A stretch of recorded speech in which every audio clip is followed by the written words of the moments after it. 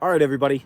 Today we're talking about rifle scopes, how they work, some common myths and misconceptions. We're going to go through this rifle scope, this Kahles 624i, from front to back, and we're going to talk about all the different parts and features, things that make up this rifle scope, and we're going to talk about how to adjust appropriately for things like parallax, and how to make adjustments to your elevation and your windage dial to account for the lash that you may experience in your rifle scope. Is there lash? Does it exist? Well, let's talk about how a rifle scope is made, how it's intended to work, and how we can best utilize all of the features to make this system as accurate as it can possibly be mounted on top of our precision rifle. So without further ado, let's get going. Up here, you have the objective lens, okay? There's a series of glass that's chemically welded together that creates an objective lens pack. And when the lights and colors come into the scope at first, they all converge that initial image up here into what's called the first focal plane. In a first focal plane scope, the reticle is actually mounted here, and it's mounted upside down. The subtensions, the reticle, it's all mounted upside down.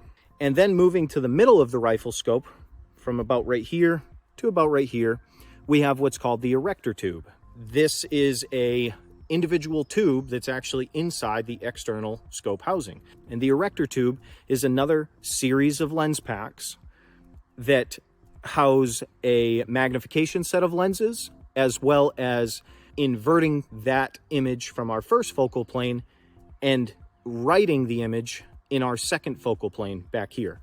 And it's in charge of moving our reticle up, down, left, and right to account for ballistic drop and wind.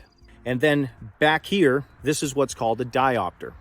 Now, our diopter focuses the reticle so that our eye sees it as crystal clear and as sharp of an image as possible.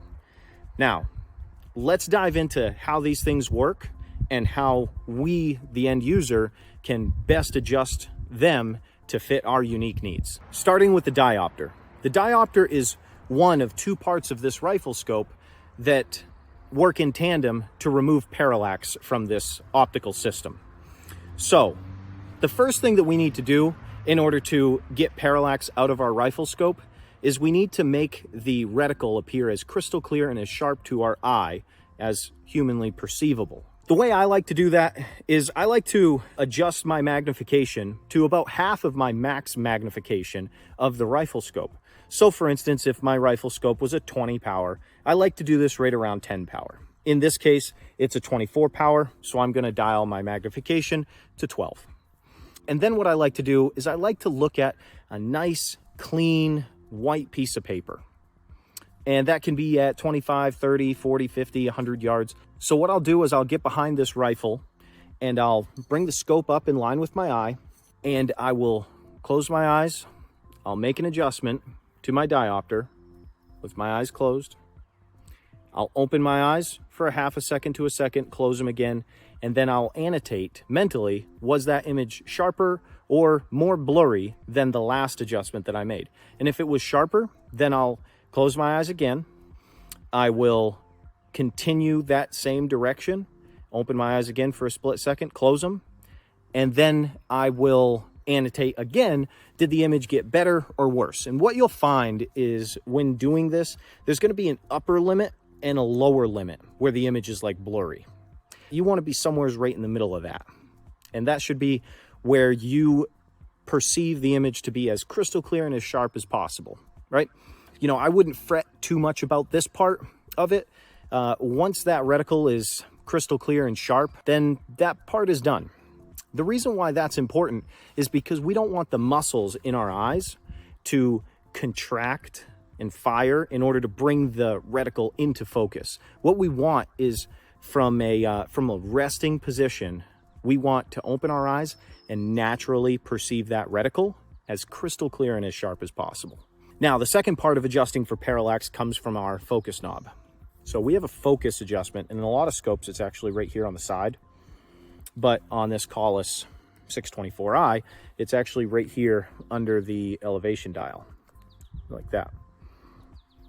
So what we need to do is we need to bring the target into focus. Once we bring the target into focus and our and our target image is nice and sharp, along with our reticle, parallax is gone. That's parallax. That's how to account for it. And it's really not as big of a deal as you may perceive it to be. I know a lot of new shooters, this is a topic that you can really fret over, really stress about. Am I doing it right? But I promise you, it's not as big of a deal as you make it out to be. Just crystal clear reticle, crystal clear target, and your parallax is gone. Just get to shooting at that point. So moving on. The next thing I want to talk about is scope rings. So when you're choosing a set of scope rings, it's really important that you pay attention when mounting these to the torque spec that's either listed by the scope manufacturer or on the scope ring itself. I would tend to lean more towards the scope manufacturer, as they know the tolerance that their scope can handle as far as pressure being put on the external scope body. So if your scope manufacturer provides you with a torque spec, I recommend going by that. I use Badger Ordnance rings. I really like Badger Ordnance rings. They are serialized and matched, the bottoms and the tops. So everything is made together. You're not just getting a series of bottoms that go with a different series of tops that were cut in different dates with different tooling that's worn at different rates. You're getting a scope ring that was actually manufactured on the same piece of equipment the same day, and they were paired together, serialized, so that those are indeed 34 millimeter holes or 30 millimeter holes. I like them. I like Badger Ordnance. When you're installing rings, it's really important to make sure that you don't over torque your scope rings. What this can do is it can actually bind your erector tube. It's its own separate tube that's mounted inside of our external scope housing. It's actually mounted on a ball joint back here. And when we make adjustments to our elevation or to our windage, we are moving that erector tube down or up or left or right on their respective planes. And if we bind that function what you're going to find is inaccurate adjustments, or you're going to make adjustments and not receive the same result. So make sure that your scope rings are torqued appropriately. Now, the last thing I want to talk to you guys about is turrets, how they work, how they're designed, and is there any lash that we need to take up with them? Well, while the term lash and taking up the slack may be left up to debate in relationship to rifle scopes, once we understand how a rifle scope works and how the turrets work, I think you'll get a better idea of why it's important to take up the slack. So our turrets are screws, and on the opposing side of our turrets are springs. So our erector tube is in here and it pivots back here on a ball joint. Sort of. It's a sort of ball joint. And when we are rotating this counterclockwise, we are raising that screw, allowing the spring to apply pressure to the bottom of that erector tube, moving our reticle up or down, respectively, to account for our ballistic drop at distance. And that's how that works. Now, when you're making bold adjustments, large adjustments, 3, 4, 5 clicks or more, what I'm about to say won't apply to those bold adjustments. But when you're making an adjustment of 1 or 2 clicks, it's pretty important to understand how this system works. There are things that we can mitigate in our rifle scopes simply by doing this one simple thing. So if we want to make a 2-click adjustment, there. We've made a 2-click adjustment. Now, what's happened is we've released pressure on this screw by bringing it up. And the erector tube, we're in hopes that it has followed. But there's a spring down here, and there's a certain resistance threshold that needs to be met and exceeded in order for that spring to really push up against that erector tube, drive it, and get it to move up flush against this elevation screw. And so now that we understand the relationship between the two, it's important to make a bold enough adjustment to break that minimum resistance threshold that that spring needs, and then dial back down in order to get that precise adjustment that we require on our target downrange. So for me, for instance, this is what it may look like. If we're at 0, I want to make a 2-click adjustment. So I'm going to dial 5 clicks,